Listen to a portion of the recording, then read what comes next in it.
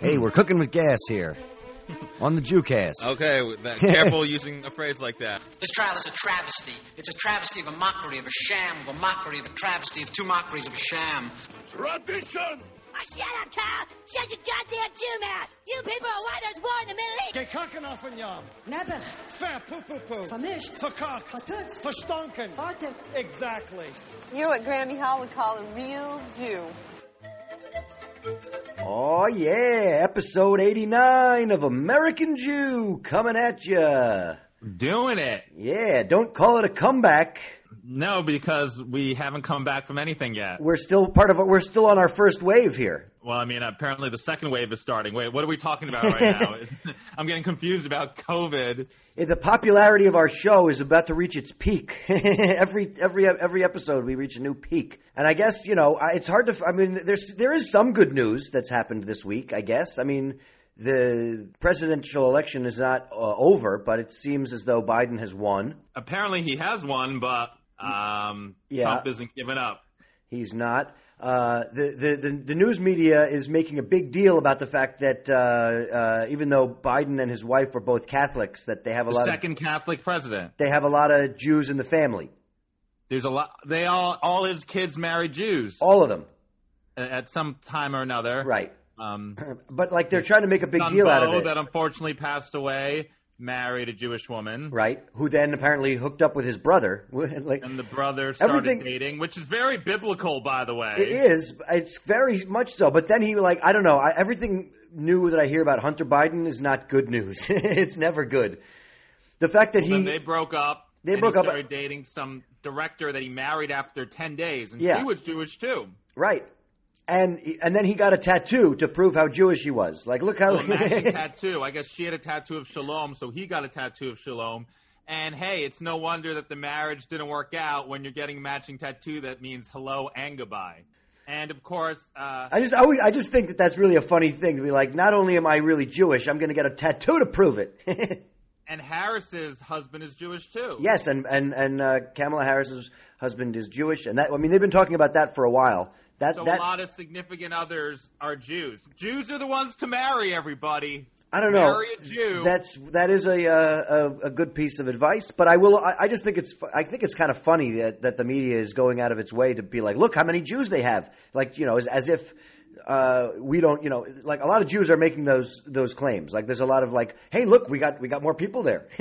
We're so proud that we don't even really. Apparently, Biden's hiring some Jews for the administration. Apparently, the chief of staff that he's going to hire is a Jew. Yep. So I guess the cabal's in full effect.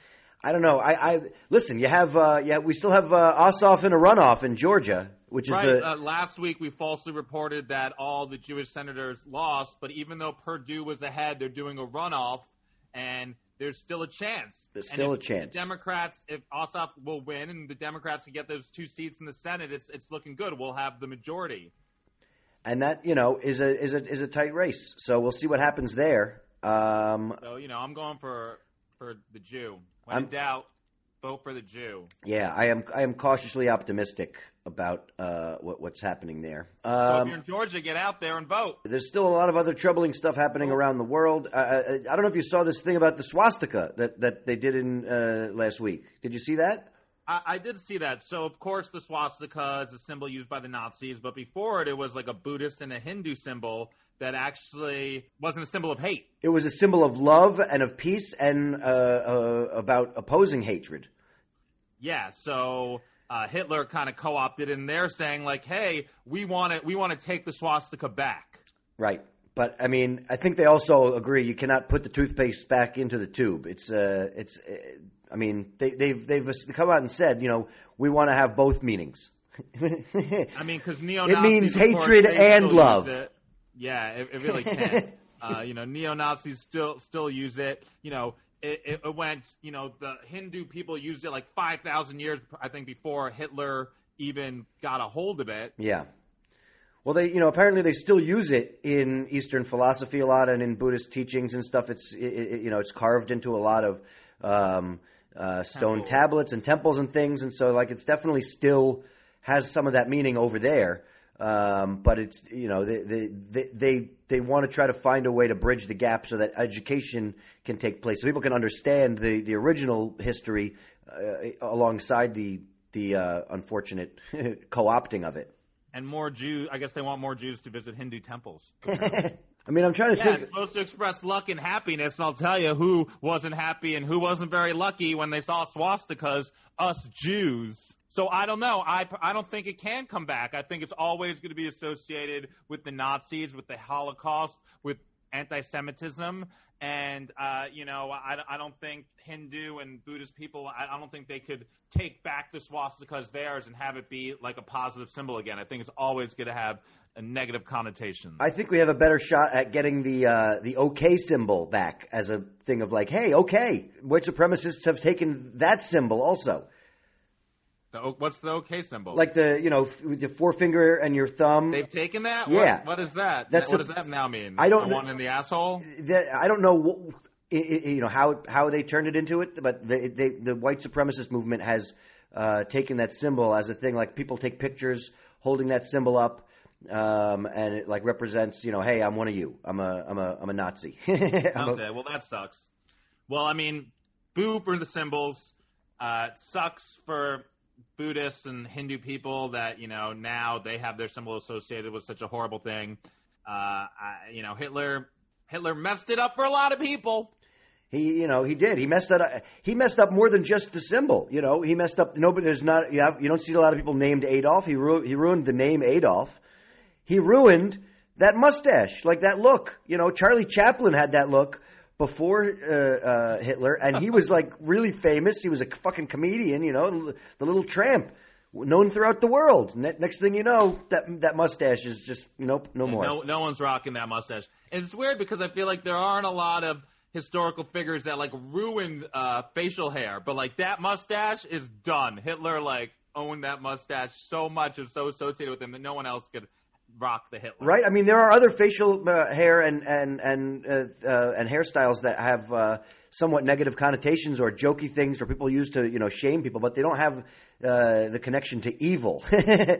No, for sure. You can make fun of a mullet all day, and people will still wear mullets. Yeah, I mean, you might be white trash, but you have a 70 filled with hate. Even though a lot of mullet wearers are filled with hate. There's still a lot of 70s porn mustaches out there. Definitely. And, speaking of the Holocaust. Yeah, okay. Anyway, speaking of the Holocaust. I mean, who knows where I make the edit? That could end up in there could actually be a proper segue there one day.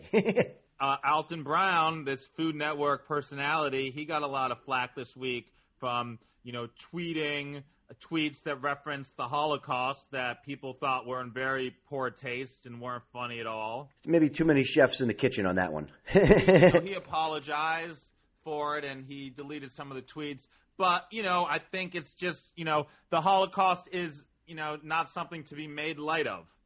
I think we're seeing this time and time again, especially in today's climate where anti-Semitism is at an all-time high, Holocaust awareness is at an all-time low.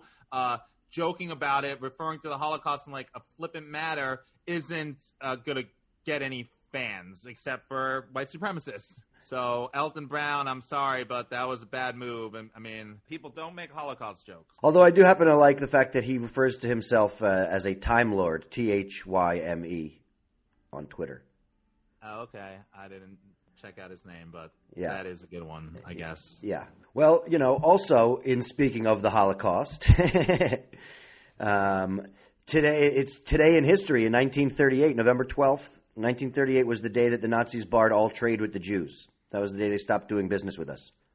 Okay, that's when they stopped doing business with us, huh? Yeah. Stupid Nazis. Today in history, they put a penalty on doing business with the Jews. What a bad day in history thing, Oh, these are Jews. Don't shop there. But now we encourage everybody to shop at Jewish places and do business with Jews. I mean, yeah. I mean, Jews are known for business. We're known for the business. It's a stereotype. Yeah. That's, I think, one of the reasons why the Nazis wanted to stop, because we are being more successful than they were. But it also had to do with, I guess, some Nazi official being murdered or something. That was like the straw that broke the camel's back, from what I read. Right. That was what it was. But even so, like it was that was like the beginning of the how he got a lot of public support to be against the Jews. So crazy, man, that happened not too long ago. The people want to deny that it ever happened.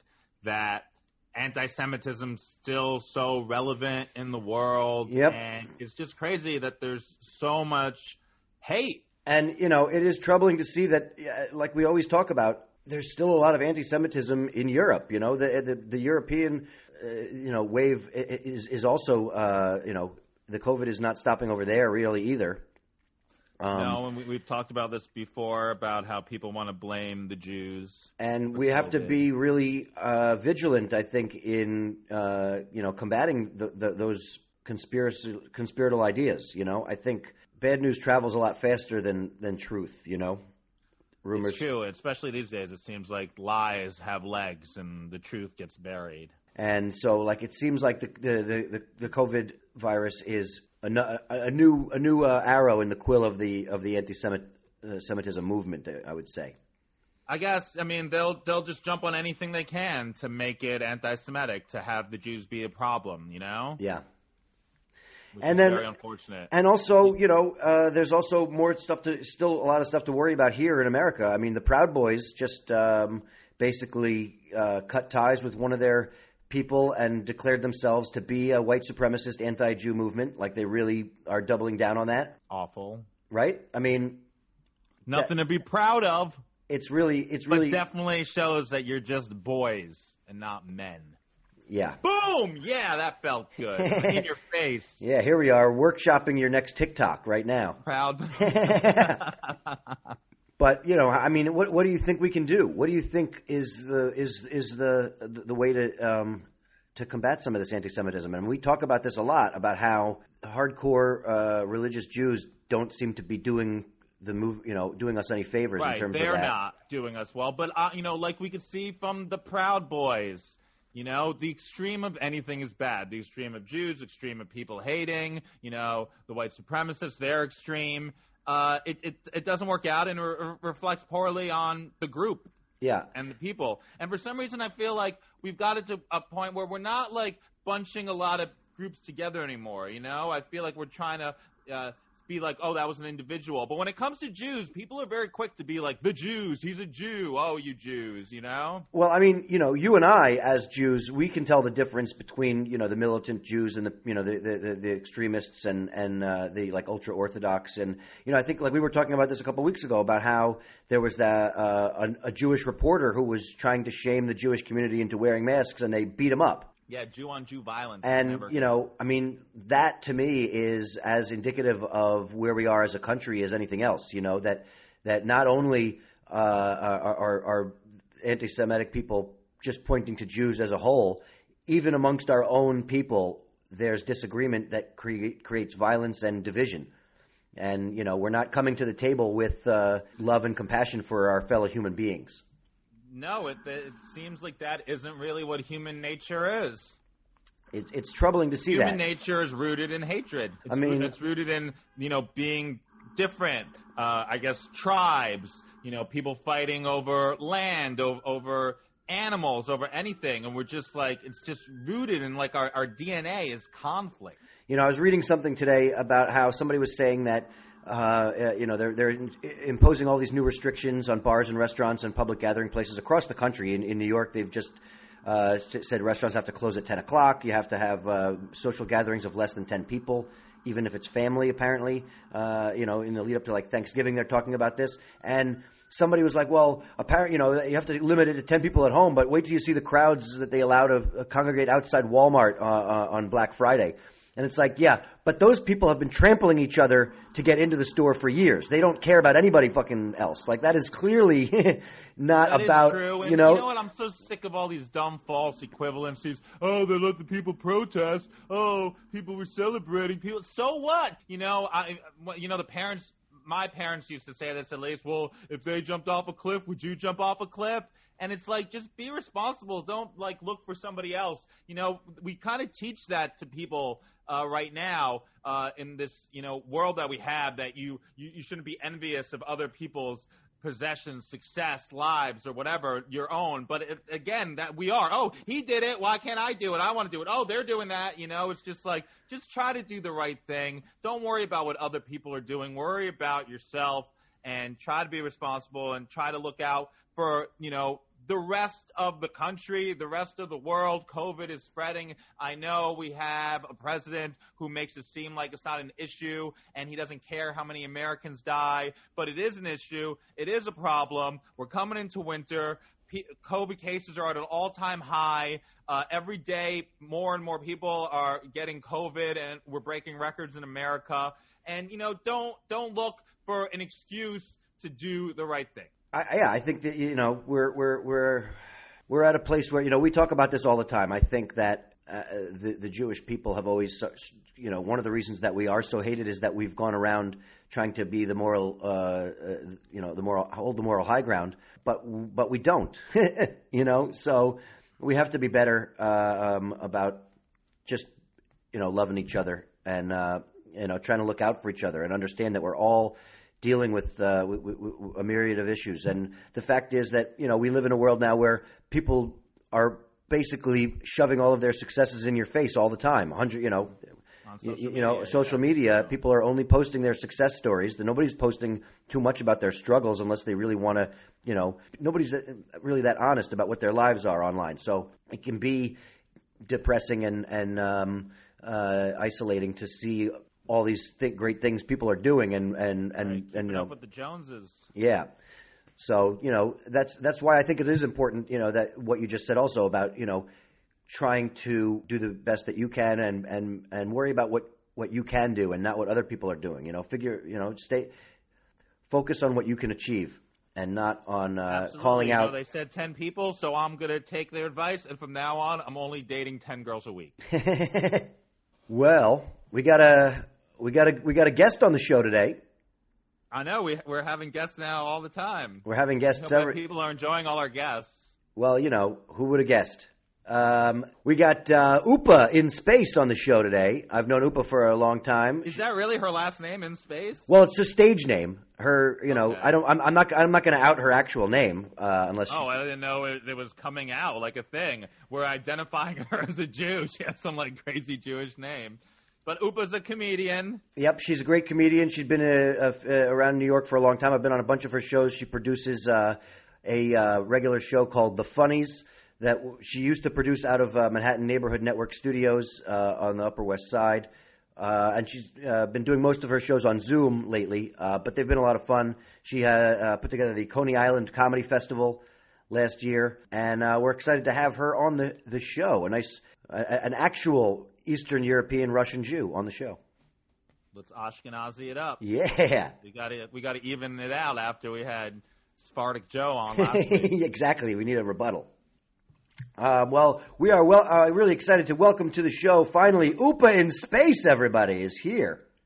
Yes, I am. Woohoo! And just to make it clear, she's not in space right now, coming to us from space. Right. This is. Well, her... that's because you think it's outer space. In space could be just in any space. Outer space. Oh, you're right. Also... I was like outer. I went right to outer space, but you're right. She could be in any space.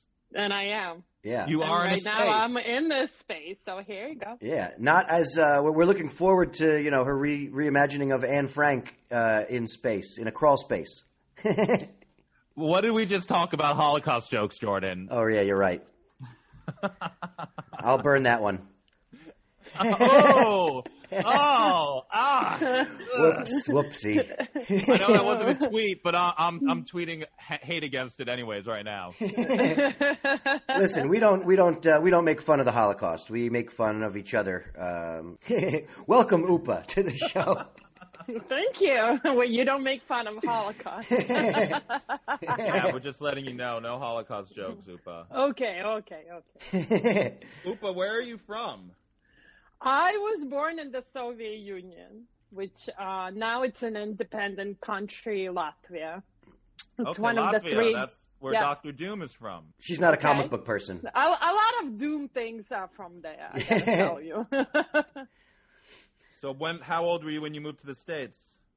So I left when I was 7, 8. We arrived when I was 12. Like, we arrived in March, and in June I Long turned journey. 12. Yeah, what kind? Yeah, Yeah. well, How long was that boat ride? no, all right. We had If you took a to- train, we don't want to hear it. No. And I did take a train from Austria to Italy because we lived in refugee camps to get to America. So we spent about 4 years in Austria and Italy living in refugee camps because I'm a refugee. Oh, wow. Yeah. When you were living in these refugee camps, was there like a Jewish community in there? Yeah, well, we were sponsored. We're refugees because we're Jews. There's a couple of different type of refugees coming from Soviet Union, but we were sponsored by Jewish organizations from America and Israel, and I believe American government really wanted us out. Like Carter, I think it was a Carter initiative to start getting us out. Wow. So they had, were you celebrating the holidays? Was it like everybody? Was it like a community inside, or was it just like Where? in the refugee camps? Yes. We had. So they a were very all Jew. You were in like the all Jew refugee camp. Oh, that's what I'm saying. There were majorities of us were Jewish, but Okay. there were other people from who were prosecuted. Okay, You they know, were in the same camp. Yeah, so we weren't in the same, but majority of us were Jews. Okay. Wow, that must have been crazy. It must have been hard as a young child to be experiencing that. No, it was hard. It was, as a child, you kind of you just really adjust well. It was hard for my parents. Yeah. It's hard for your parents. Yeah, I don't know what I have to do in my lifetime to beat that. I don't know what. I mean, you are I a have comedian now. Yeah, exactly. Well, that's why they brought us here, so we would never have to experience that. Right. Were your parents very religious? I'm sorry, Jordan. No, I basically was going to ask the same question. So in the Soviet Union, there was no religion. The Communist Party kind of, that was the religion, right? Right. But in our passport, there's, it's called the 5th page. We were still Jews. There was a stamp that said we were Jews. Oh, wow. So there's no religion. When the revolution happened, 1917 Russian Revolution happened, the churches were, burned and stuff. But nobody liked Jews before that either. So it wasn't well, this is new for us. For us, this is how we live all day, every day. I remember as a kid celebrate Purim. In somebody's basement, because it was all hush hush. You couldn't be religious, and then couldn't definitely not be Jewish. And this was before you went to the refugee camp. This was in the Soviet Union. This is in the celebrating 80s. Purim in the basement. In the basement. I mean, it was just an because opportunity to get drunk, really. No, well, we lived a little bit different. We lived in Soviet Union. What are you talking about? Opportunity all day, every day. You get drunk. You can't handle life otherwise. There's no opportunity. There's breakfast, And I remember as a kid, we had to rush out. I don't really remember. I think it's because somebody was coming, KGB was coming or whatever. But I remember we were all having a good time. And now that I look back, it's actually just very sad. But that's what I remember. When you guys got to America, thank you for sharing that story with us, Upa. When you got to America, was your family more now we could really celebrate Jewish holidays? Now, we could really participate in the Jewish religion? Totally, yes. Yes. And what was that like for you? As I guess you were a tween. We didn't have any relatives, or we didn't know anybody, and we kind of ended up moving to Brooklyn. And I mean, if you're gonna move towards the Jewish community, that's where you go.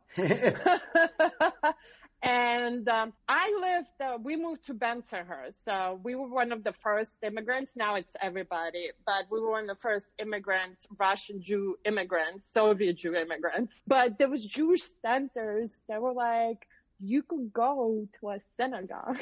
Like, you could just go to a synagogue. You could go to church. You could go to mosque. There's like these things that you don't, and and it's just not alone for Jews. Like, persecution of minorities is just off the hook of the rest of the world. So it was just kind of like, you don't think about it, but that's freedom. Yeah. Well, how much did you guys identify as Jews from a religious aspect, or was it more culturally, Yeah, so that's a great question. My father's side comes from a rabbinical, like, I know there's like 7 generational rabbis. And then one dude decided to run away. The only son of a rabbi decided to run away to Russia to help with the revolution. So that was great. There's always a black sheep, right? Yeah. I remember my father telling me that his grandfather, the dude that ran away to Russia, would make him force him to play violin, which is a very, European Jewish tradition. Mm-hmm. And he would celebrate Jewish holidays. And, later on, it kind of started getting muted. But my father was a Jew who did not believe in God. He was a physicist. Oh, wow. So, yeah, but he was an atheist? Yes. Kind of weird to describe to American atheists and still being I'm Jewish, because I think where I'm from, it just became cultural, thanks to Hitler and everybody else who persecuted Jews. So you don't have to be religious to be a Jew, like where I'm from. Basically, there was no religion, and we were still Jews. So there you go. It had more of like a negative quality. You were Jews, you were outcasts. It wasn't something that was like, I'm a Jew, I'm proud to be a Jew. It was more like, get the Jews, put the Jews over there. No. Like, you were made to feel different because you were Jewish. Yeah, well, second-class citizens. In fact, if somebody who's non-Jewish marries a Jew, they probably not going to get a promotion. They probably not going to get the education because now they're breeding Jews. Wow. So you didn't have a bat mitzvah, did you? No. Well, I mean, I'm just saying, because mitzvah is very American. Like, that was a American rabbi did that. That's in most of the world, but mitzvah doesn't, for girls, it's not celebrated. Oh, really? Yeah, it's a very American aspect. My parents got divorced, and my father has passed away, I think, over like 6 years now. Sorry. But your mom embraced Judaism. Thank you. She's always been religious. She's always been religious. I think that's right. Like, there was always, I think in Soviet Union, because you couldn't be religious, she was a traditionalist. Because I remember Jewish holidays. I remember matzah. Like, my mom used to go on get some matzah. Yeah, that was if you got caught with matzah, you would be in a lot of So I really? I'm They're very crackers, I promise. Clear, yeah. Yeah. There was no crackers in Soviet Union. See? You so American. Crackers. Oh, sorry. Flat biscuits? I don't know what you call it. No biscuits in Soviet Union either. No such There's nothing in Soviet Union. I'm sorry. Nothing, exactly. What did you eat? Jews, Paper? But now we learn. Yeah, pretty much so.